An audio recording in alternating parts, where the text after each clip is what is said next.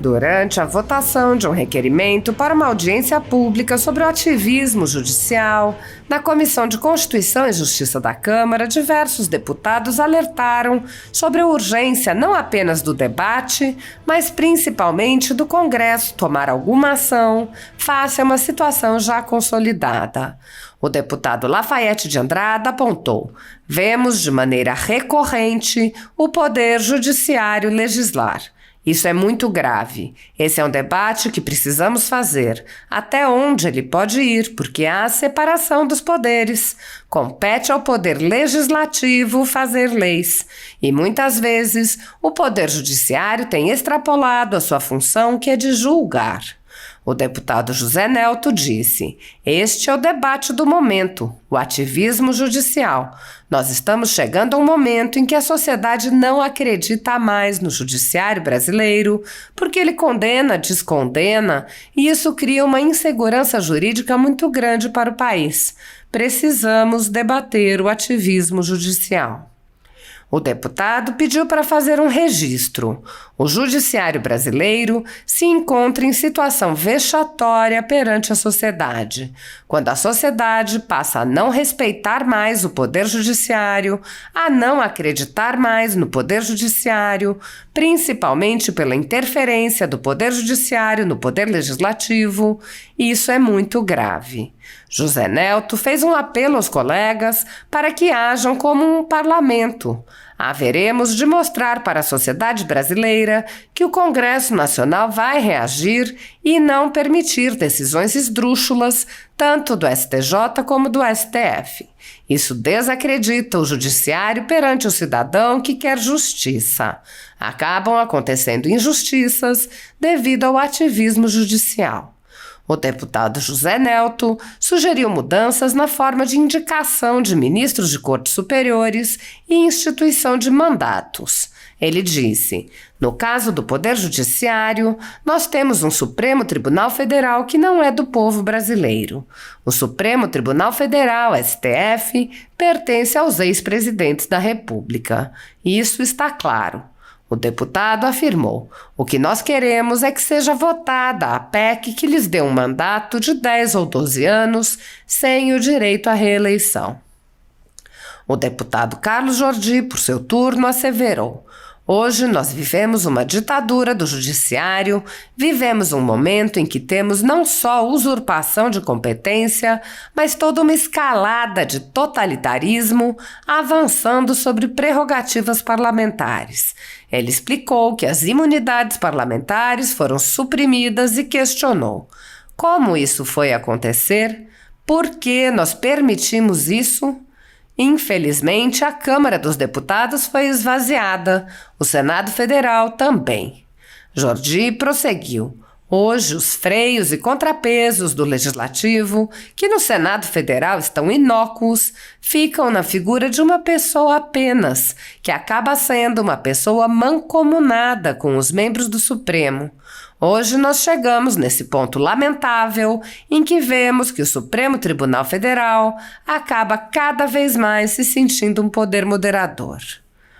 O deputado Alfredo Gaspar enfatizou o altíssimo custo do judiciário brasileiro e ironizou: eu não vejo como o judiciário não fazer ativismo. Sabe por quê? A cada palácio no judiciário que o cidadão tem que ultrapassar as funções de apenas julgar. Ele tem que ir para o ativismo para justificar. Alfredo Gaspar disse: eu fico imaginando que esse luxo não pode ser apenas para julgar processo. Eles têm que realmente partir para o ativismo judicial, fechar o Congresso Nacional e o Judiciário complementar tudo aquilo que for necessário para a sociedade. O deputado deu uma série de exemplos em que o Judiciário legislou, anulando as atribuições do Legislativo, e disse: e o Congresso Nacional não faz absolutamente nada. O deputado pediu: está na hora de o Congresso Nacional, o Senado e a Câmara deixar de ficar cabisbaixo e assumir as suas responsabilidades. O deputado alertou: a cassação de Deltan Dallagnol é um caso típico de inconstitucionalidade e ilegalidade de uma decisão judicial. Muitos bateram palmas porque não gostavam da atuação de Deltan como procurador.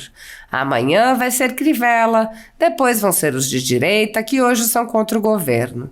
Mas amanhã, passado este governo, outros virão, e a responsabilidade foi toda nossa, que permanecemos silentes, omissos e batendo palma para juiz engravatado que mete a caneta para cima, faz o que quer. E o Congresso Nacional permite que isso aconteça com extrema covardia. Apoiadores do ex-presidente Jair Bolsonaro e pessoas que apenas têm um discurso diferente do imposto pelo cartel midiático vêm sendo perseguidos, em especial pelo judiciário. Além dos inquéritos conduzidos pelo ministro Alexandre de Moraes, do Supremo Tribunal Federal, também o ex-corregedor do TSE, Luiz Felipe Salomão, criou seu próprio inquérito administrativo e ordenou o confisco da renda de sites e canais conservadores, como Bárbara, do canal Te Atualizei, e a Folha Política. Toda a receita de mais de 23 meses do nosso trabalho está bloqueada por ordem do TSE, com aplauso dos ministros Luiz Roberto Barroso, Alexandre de Moraes e Edson Fachin. Sem a possibilidade de receber a renda de seu trabalho, o jornal corre o risco de fechar. Se você apoia o trabalho da Folha Política e pode ajudar, use o QR Code para doar qualquer quantia para a empresa Raposo Fernandes ou use o código ajude@folhapolitica.org. Caso prefira, há a opção de transferência bancária para a conta da empresa Raposo Fernandes, disponível na descrição deste vídeo e no comentário fixado no topo. Há 10 anos, a Folha Política faz a cobertura da política brasileira, mostrando atos, pronunciamentos e eventos dos três poderes, quebrando a espiral do silêncio imposta pelo cartel de mídia que quer o monopólio da informação. Pix a ajude@folhapolitica.org. Assista. Parabenizar ao eminente presidente Rui Falcão. Esses dois temas são temas importantíssimos e são da atualidade.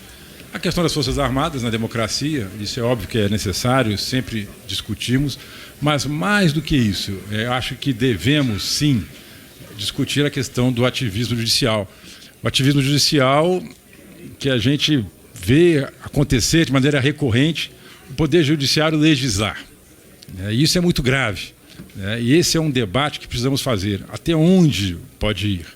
Porque há a separação dos poderes. Compete ao Poder Legislativo fazer leis. E muitas vezes o Poder Judiciário tem feito, extrapolando as suas funções, que é de julgar. À medida que o Poder Judiciário começa a legislar, ele passa a adotar uma coloração política, no sentido A ou sentido B. E isso não deve acontecer. O judiciário deve ter a postura de magistrado, definir de maneira equitativa, serena, com justiça, os embates que acontecerem na vida dos cidadãos. Portanto, acho que em boa hora essa casa terá a oportunidade de discutir esse tema tão importante. Penso até que os próprios membros do Poder Judiciário, no fundo, não ficam confortáveis, não se sentem confortáveis quando ocorre o ativismo judicial. Portanto, eu quero aqui parabenizar o eminente presidente Rui Falcão pela escolha desses dois temas principais a serem debatidos como seminários aqui na casa, porque são temas da atualidade e são temas fundamentais para a democracia. Muito obrigado, senhor presidente. Senhor presidente, eu quero parabenizá-lo, deputado presidente dessa comissão, deputado Rui Falcão, que preside muito bem a CCJ da Câmara dos Deputados. Esse é o debate do momento, o ativismo judicial. Nós estamos chegando a um momento em que a sociedade não acredita mais no judiciário brasileiro. O judiciário brasileiro condena, descondena, e isso cria uma insegurança jurídica muito grande para o país. Precisamos debater o ativismo judicial, a partir do momento que entra para a magistratura, ele não pode usar as redes sociais para dar opiniões, ele não pode ter partido político e nem simpatia por nenhum partido, porque a partir do momento que ele julga uma causa, e sabemos que o judiciário brasileiro está dividido, uma parte do judiciário é de direita, outra parte do judiciário de esquerda. E aí, quando há um julgamento, aí vem o questionamento. Não, o juiz, o ministro, ele deu esse resultado, essa sentença, porque ele é de direita. Não, ele deu essa sentença porque ele é de esquerda. Quero deixar registrado, senhor presidente, que o judiciário brasileiro se encontra em situação vexatória perante a sociedade. E quando a sociedade passa a não respeitar mais o poder judiciário, não acredita mais no poder judiciário, principalmente na interferência do poder judiciário no poder legislativo, é muito grave. Então, é um grande debate proposto pelo presidente Rui Falcão. Haveremos de mostrar para a sociedade brasileira que o Congresso Nacional reagiu, vai reagir e não permitir decisões esdrúxulas, tanto do STJ, também do STF. Isso desacredita o cidadão que quer justiça, que tem sede de justiça, e acaba acontecendo injustiças devido ao ativismo, devido ao ativismo judicial. Eu pude acompanhar, senhor presidente, no exercício da presidência, pastor Feliciano, o quanto o poder judiciário está dividido. Decisões no passado e agora também. Olha, esse juiz, ele é ligado à esquerda. Não, esse juiz é simpatizante da direita. Não podemos aceitar. Aí é o fim do poder judiciário. A sociedade passará a tomar outras decisões, porque não acredita mais no judiciário. Tenho acompanhado, através das redes sociais, a crítica da sociedade brasileira. E com razão. O pior de tudo, que nós temos o judiciário mais caro, um dos mais caros do planeta. O cidadão chamado vulnerável. Não, essa palavra pobre, ninguém gosta de ser pobre e ser chamado de pobre. A palavra é vulnerável. Esse cidadão, ele não acredita mais no poder judiciário. E não tem como acreditar. Dizer para Vossa Excelência que eu fico triste com decisões tomadas pelo nosso poder judiciário. Para concluir, por favor. Já estou concluindo, senhor presidente, parabenizando o presidente Rui Falcão, porque nós queremos um judiciário para todo o povo brasileiro. Só uma crítica, mais uma crítica aqui, senhor presidente. Eu não concordo como é feita a escolha dos tribunais brasileiros. Tribunais de contas são tribunais que faz de conta, porque quando o conselheiro é cidadão, ele é nomeado, escolhido pelo governador, claro que ele vai fazer o que quer o governador, tanto do Tribunal de Contas, do Estado, dos municípios, e no Poder Judiciário, no Supremo Tribunal Federal. Nós temos o Supremo Tribunal Federal não do povo brasileiro, Mas o Supremo Tribunal Federal, o STF, ele pertence aos ex-presidentes da República. Está claro. Podemos dizer, o Supremo tinha indicações do Sarney. O Sarney dava ordem. O Sarney tinha muita influência e tem ainda no STF. Depois do Sarney veio Fernando Henrique Cardoso, que tem também muita força no STF. Então nós temos que acabar, senhor presidente, com a indicação de membros do STF pelo presidente da República. Quem tem que indicar são através da magistratura, do Ministério Público e mais ainda, acabar agora. O assunto é apaixonante. Vamos deixar só os deputados falarem, senão nós vamos, vai começar a ordem do dia e nós vamos acabar não votando o requerimento. Presidente, na verdade, esse assunto não é apaixonante, ele é preocupante. É muito preocupante que nós estamos vivendo no Brasil há algum tempo já, com o avanço do ativismo judicial, que hoje eu acredito que estamos no ápice. Hoje nós vivemos uma ditadura do judiciário. Vivemos um momento em que não é só usurpação de competências, mas toda uma escalada de totalitarismo avançando sobre prerrogativas parlamentares. As nossas imunidades parlamentares já não existem mais. Foram totalmente relativizadas. O alcance do artigo 53 hoje está na decisão do que os ministros do Supremo eles acham conveniente.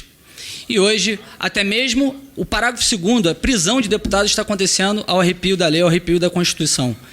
E como é que isso foi acontecer? Porque nós permitimos. Infelizmente, a Câmara dos Deputados foi esvaziada, o Senado Federal também. Hoje, os freios e contrapesos do Judiciário, do Legislativo, que é no Senado Federal, está inócuo, fica na figura de uma pessoa apenas, que acaba sendo uma pessoa mancomunada com os membros do Supremo, e hoje nós chegamos nesse ponto lamentável em que vemos que o Supremo Tribunal Federal, o STF, acaba cada vez mais se sentindo um poder moderador. Eu acho que esse debate sobre ativismo judicial é um debate que é enxugar gelo, mas já que nós estamos trazendo para cá, eu gostaria de poder contribuir, porque eu não sei nem quais são os palestrantes que o deputado Rui Falcão quer trazer. Eu até falei já com um desembargador aqui que é totalmente contra essa usurpação de competências, esse totalitarismo que vem sendo feito pelo judiciário, mas ele disse que não pode estar presente. Eu gostaria de poder contribuir, falar com alguns desembargadores, alguns membros do judiciário que podem fazer um contraponto com relação a essa legalidade que não existe do ativismo judicial, que é defendida por muitos membros do STF. Obrigado. Presidente, queria fazer aqui alguns registros. Primeiro, parabenizar o deputado Rui Falcão, porque só pelas discussões aqui nós podemos observar a relevância do tema. E aqui é a casa que esse tema precisa ser debatido. Mas eu não vejo como o judiciário não fazer ativismo. Sabe por quê? Olha, tem cada palácio no judiciário que o cidadão tem que ultrapassar as funções de apenas julgar. Ele tem que ir para o ativismo para justificar. O TRF da primeira região saiu uma reportagem que eu fiquei espantado. É aqui pertinho, alguns passos. 547 milhões já foram gastos. E até 2030 vão ser gastos 1 bilhão e 400 milhões. Cada desembargador vai ter um pequeno gabinete de 350 metros quadrados. E o presidente de 650 metros quadrados. Eu fico imaginando, esse luxo não pode ser apenas para julgar processo. Tem que realmente partir para o ativismo judicial, fechar o Congresso Nacional e o Judiciário complementar tudo aquilo que for necessário para a sociedade.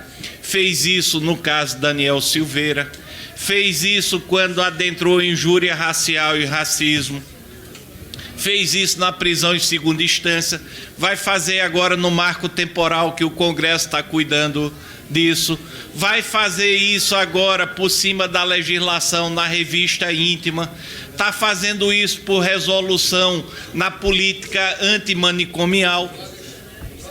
nas drogas, na liberação das drogas. Olha, no piso da enfermagem, muito bem lembrado, colegas. Mas quero dizer aos senhores,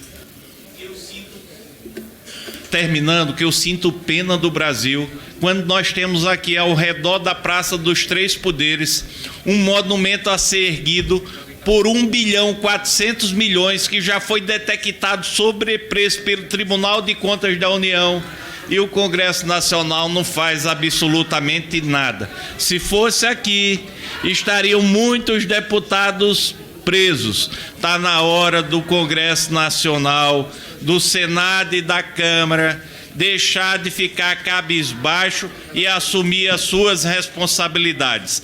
A cassação de Deltan Dallagnol é um caso típico de inconstitucionalidade e ilegalidade de uma decisão judicial. E muitos bateram palma porque não gostavam da atuação de Deltan como procurador. Amanhã vai ser Crivella, depois vão ser os de direita que hoje são contra o governo, mas amanhã, passado esse governo, outros virão. E a responsabilidade foi toda nossa, que permanecemos silentes, omissos e batendo palma para juiz e engravatado que mete a caneta para cima, faz o que quer, e o Congresso Nacional permite que isso aconteça com extrema covardia. Obrigado.